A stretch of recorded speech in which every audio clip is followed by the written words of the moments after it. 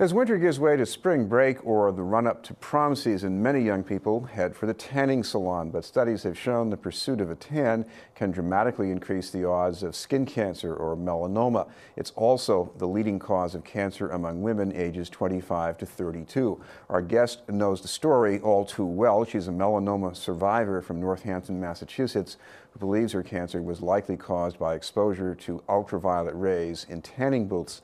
She's also trying to prevent new cases by visiting local communities as a spokesperson for the Melanoma Foundation of New England. We'd like to welcome Meghan Rothschild. Thank you very much for being with us, Meghan. Thank you for having me. Go back to the beginning of the story. I guess you're a young lady, you're trying to look nice, and then this happens. Absolutely. I mean, I was 17 years old, and like any other teenage girl, had a tremendous amount of insecurities about the way I looked. Didn't like the fact that I had the fair skin, the red hair, light eyes. So I started using indoor tanning booths. I did that, would go about once a week, pretty average, with other people who are using tanning booths. That's about an average. Stopped using sunscreen altogether, just really kind of sought out any opportunity I could to get a tan, obtain a tan. And I did that for 2.5 years until I spotted a suspicious looking mole on my abdomen. And I noticed that I kept itching at it. I kept catching my hand being drawn in and itching. And so I felt like I needed to let my doctor know, alert my doctor to it. And after some kind of forceful negotiating with her, demanding to have it taken off, she actually told me the mole looked fine. It would be a week after my initial surgery to get the mole taken off that I would be given a diagnosis of cancer.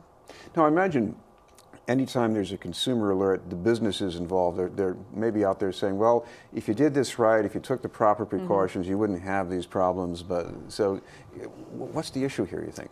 I think that, that's definitely something that small business owners, especially the tanning salon owners, would say. But the reality here is that the World Health Organization has declared UV radiation from tanning booths as a known carcinogen. And in fact, it's just as cancer causing as cigarettes. So the reality is it causes cancer.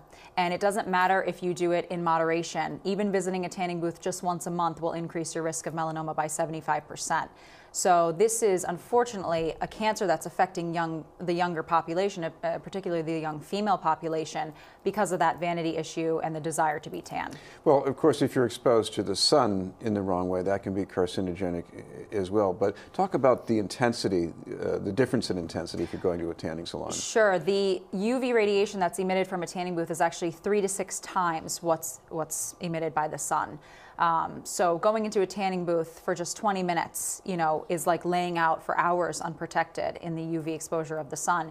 And the intensity is much higher as well. It's a concentrated UV exposure. You're laying in that booth and it's right on top of you. So unfortunately, using the tanning booths just magnifies that chance of getting a melanoma or a different type of skin cancer. Now, some people watching us here might say, well, she's a survivor. She seems to be healthy. So how bad was it? It was bad. That's a big misconception about skin cancer, is it's just skin cancer, right? We hear that all the time. Oh, you just go in, you get it taken off, you move about your daily life. With my melanoma, they had to make sure that it didn't go inside the body. So I had to have lymph nodes extracted. I had to have drainage tubes sewn into my incisions. It was a tremendous recovery process.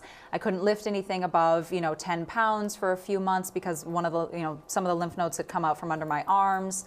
I know people who have survived stage 3 or, faced a stage 4 melanoma that have to go through interferon. And I think there's a misconception that melanoma is just skin cancer, but the reality is it travels inside the body and it can attack your organs, and that's how it becomes deadly. It also seems that there was several months on end you were worried about whether you were going to recover or if you're just going to get a lot worse.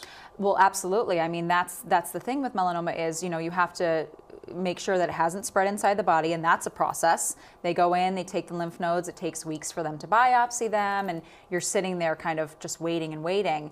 But the thing with melanoma is once you've had it, you're at a greater risk to get it again. So even though I have now been 10 years cancer-free, there is definitely, potential that I would get it again. So it's something that you have to live with. It's a cancer that you constantly have to live with, and you have to change your behavior in order to make sure you don't get it again. What about the people you've been talking to when you've been going around as a spokesperson volunteer? I speak mostly to teens in the high schools and young adults in colleges, and absolutely it's, they pay attention. And a lot of people will say, that's a tough audience to have to speak to. That's a really difficult audience that, you're interacting with. Do they really listen to your message?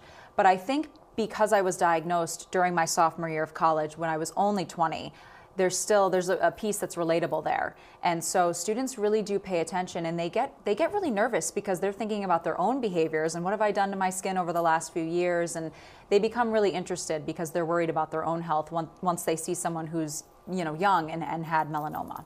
Well, one of the things you were asking them to do is to take a pledge. Mm-hmm.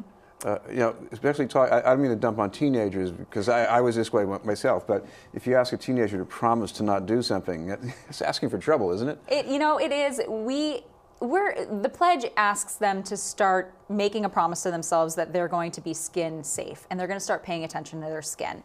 And the way that I look at it is, maybe they sign the pledge and maybe they slip and they don't wear sunscreen or they visit the tanning booth again, but what the pledge does is it keeps your skin top of mind.